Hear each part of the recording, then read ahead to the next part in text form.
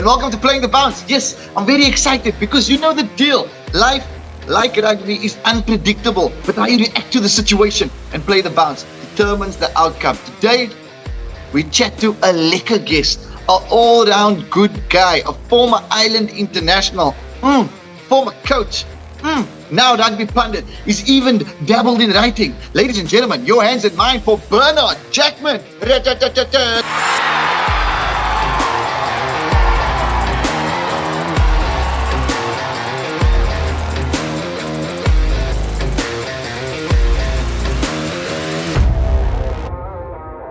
And then the man with all the stats, with all the numbers, with all the crucial questions, my guy, Benedict. Let's go.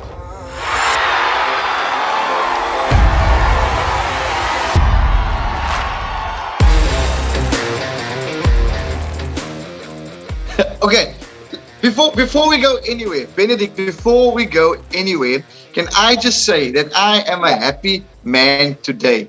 Tell me why. Our guest that we have in today, I've been batting for him since the start because it's all about inclusivity and making sure our guests are comfortable. Bernard Jackman, you are our first individual who is joining me that is bald as well. Can we clap for my fellow bald man for joining us? Bernard.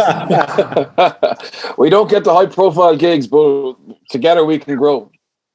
Together we can grow on and off stage and follically as well. Bernard Jackman, it's so wonderful to have you with us today. Thank you so much for taking time out of your busy day. I see you've got lots of books behind you. How many of them have you actually read? That's the big question. Not as many as I should have, to be honest. I've been waiting for a bookcase to an office to show them off. But no, I like books. I like reading. I think I probably have dropped off in the last couple of years because you just pick up everything on your phone. But certainly some good books there, some good sports autobiographies, some good books around leadership. So I've got through most of them, but a few more to do. Before we get into the nitty-gritty with Benedict, because I know he's very excited to chat to you, just off the top of your head, what have been the top 3 books that have influenced you as a player, as a coach, as a pundit, as a writer, just as an all-round human being? Yeah, I loved Brian Moore, the English hooker, who did some BBC commentary, or still does. He had a fascinating childhood and really inspired by him. I read Jake White's book. I got to know Jake White. It was in Montpellier. It's not the best book I ever read, but he's an interesting guy, and I enjoy his company and listening to his thoughts on the game. And the last one is probably Ron Nagara. Ron Nagara is a guy I played with. Obviously, played against him a lot because Munster, Leinster are big rivals, and someone now who's doing very well in the coaching world, having won a European Cup with La Rochelle, and I always find his insights fascinating. So they're probably 3 that come to mind.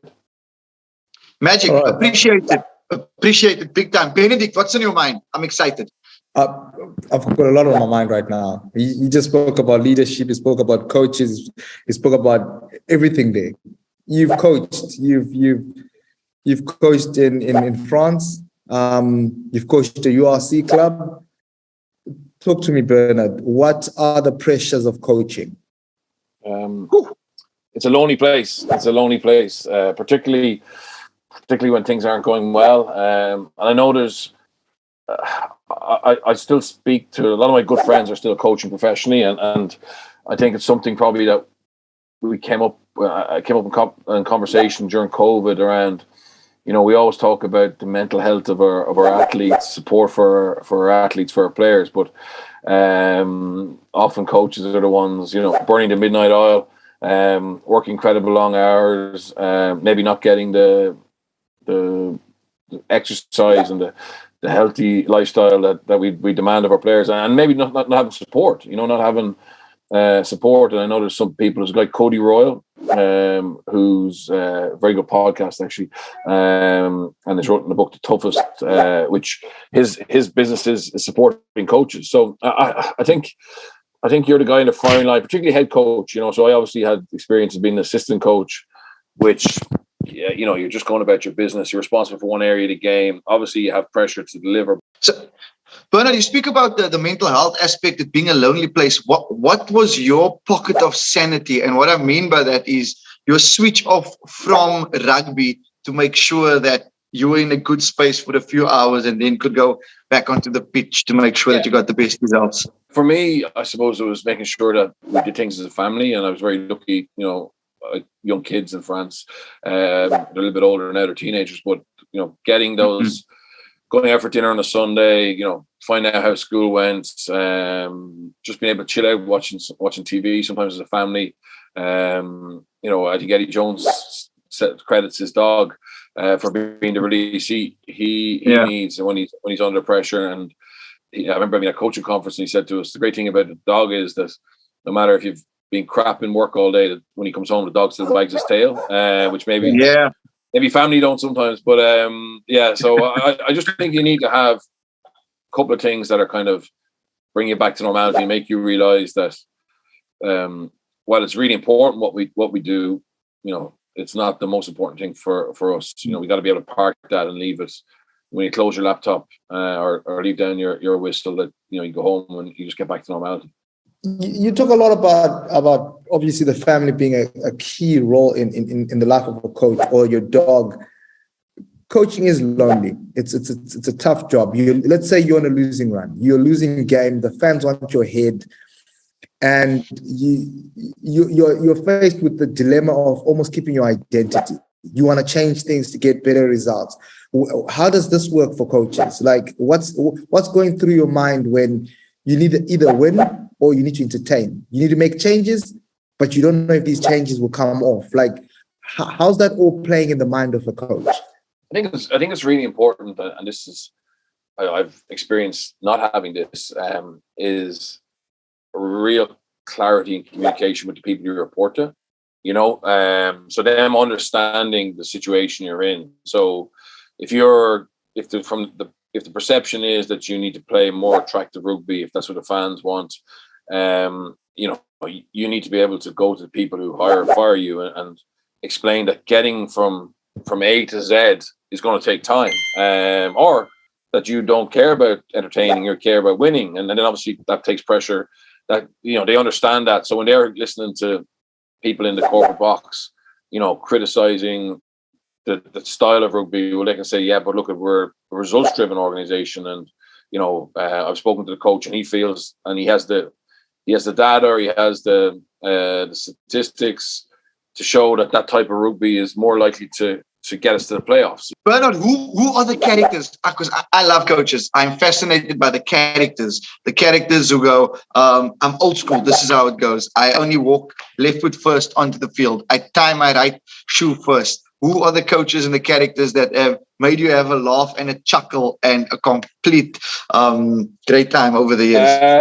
Well, I mentioned Jake. I love Jake's confidence. So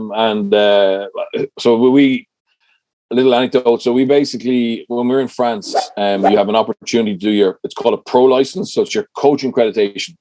And it's as the French like to do it, it doesn't matter if you have the top coaching qualification in South Africa or Ireland, they have their own way of doing it. And we went to a screening test. So basically about 120 coaches go to this interview process in the French rugby headquarters.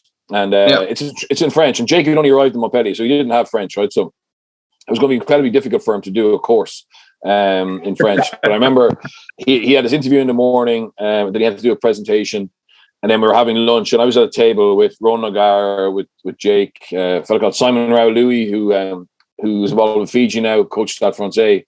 We were the only 4 foreigners in a room of 125 coaches, and I remember I just said to him, oh, Jake, do you think you'll get on the course, right? And he goes, Bernard, my son, look around. We looked around, and he goes, how many World Cup winners do you see in this room, right? And I was like, just you. And he goes, yeah, I'll be on the course. And he didn't get on the course, actually. They didn't pick him, but just his confidence in himself. Thank you for cheering, man. Magic. Coaching is changing. I think over the years, the game is becoming the gaming's becoming different, and so are the players. I mean, right now we're in the midst of Generation Z. I mean, they are personally probably the most annoying generation in the world. I find them soft and annoying. Yet, as coaches, you have to find a way to deal with them. You have to find a way to get the best out of them. You have to find a way to get some form of accountability from these players. Now, back in the day, coaches would be able to say, Ben, run 100 meters. You don't ask questions. You don't say, you just get on with the job, because that was the job. Now there's a lot of adapting that needs to be done. Now, how difficult is it for coaches, especially coaches from back in the day that aren't modern day, to adapt to coaching this generation? I think it's incredibly difficult, but that's our job, is to adapt. You know, we're constantly looking to adapt, I suppose, our game plan, our training sessions, but we also, more importantly, have to adapt how we connect, how we engage. Bernard, we almost at full time. It's almost 80 minutes. We're nudging there slowly but surely. Benedict, as we head to the final stretch, any last remarks or questions? I just want to say thank you. Thank you for your time. That was fantastic. I would say, if you were to pick your toughest game, you were down at halftime and you won it in the second half, can you go through a speech that changed the outcome of the game? Any given Sunday, the Bernard Jackman rendition. No, you've got me there. I'll tell you what, I'm going to flip it here. I'm going to tell you a story. So my toughest opponent was a guy called Dale Stanton. Okay? He's a hooker. He played for George Boland. Yeah? Yeah. So it was 1998. 1998, and I was over there on a tour with Ireland. Okay, so it was a real old-fashioned tour. It was the second year of professional rugby. We played Boland, Eastern Province, Grickas, Western Province, and then we played 3 test matches. Right, so it was an old-fashioned tour. But the night before the match in Boland, Warren Gatlin was the coach, and he got us in the hotel room, in the team meeting room the night before the match, and he said, there's a guy called Trevor Brennan, and he said, look at lads, the South Africans don't respect us. They think we look really white and pasty and unathletic, right? He goes, we used to laugh at the Irish and the Scots and the Welsh and the French when they came, less so the French, the Irish, Scotch and Welsh when they came to New Zealand to play Waikato or the All Blacks. So I've got an idea, he said. He took out this bottle of fake tan, okay? And he said the 2 whitest guys in this team are Jackman and Brennan, right? You're going to wear it. You're going to put this on tonight. And if it works and you look more athletic, we'll all start wearing it for Western Province on Saturday. This was a midweek game against Boland. So anyway, there was no instructions on the bottle, right? In 1998, fake tan has obviously improved. My daughter's 16. I see it being used quite a bit, right? But we were just given this bottle. So we were rooming together and we put it all over each other, okay? And he rubbed on my back, I rubbed on his, whatever, right? And nothing happened, okay? So we were like, oh. So we put another layer on, right? Nothing happened because it takes 2 or 3 hours for it to come up. So we put another layer on. So we put 3 layers on. And then we were like, oh, Gatlin must be taking the mick out of us. This is just shampoo or whatever, right? So next morning I woke up, right? And I was like ridiculously orange, right? I'm stuck to the bed. So panicked. All you could see was my eyes, right? So jumped into the shower, tried to get it off. Wouldn't come off, right? So obviously looked ridiculously. And I was on the bench against Boland that day. And we were wearing a white jersey, right? So as soon as it started to warm up, it just started to basically come off, right? So my jersey was covered. My jersey was covered in fake tan. So with 20 minutes to go, I run onto the field for a scrum. I was a sub, came on, and Dale Stanton was packing down opposite me, right? And I just wanted to get into the scrum as quickly as possible because I was embarrassed, right? And Dale Stanton goes, whoa. What the F are you, boy? Right? Okay. And I was like, don't ask, whatever. So yeah, and in fairness, he was a hard man. For the 20 minutes, he gave it to me physically. He gave it to you. Physically and verbally, yeah. And I probably deserved it. So yeah, I flipped that around. Sorry, Benedict. Yeah. You were the Donald Trump of your generation in the world of exactly, without the red hat. Yeah. Brother, thanks for being a good sport. Thank you so much for joining us. Thank you so much for playing the bounce, and good luck with the final stretch of everything for the year, for the years to come. And thanks for being a good human. Away. Thanks, guys. Appreciate it. All right. Thanks, Bernard. Have a good one. Cheers. There you go. Just like in the game of rugby, you too can get better at playing the bounce in life. How? It's simple. We call it change science, and you can learn all about it over here. The Change Exchange. Go down. Don't look at me. Look here on my fingers. The Change Exchange. Check it out. Away. Over here.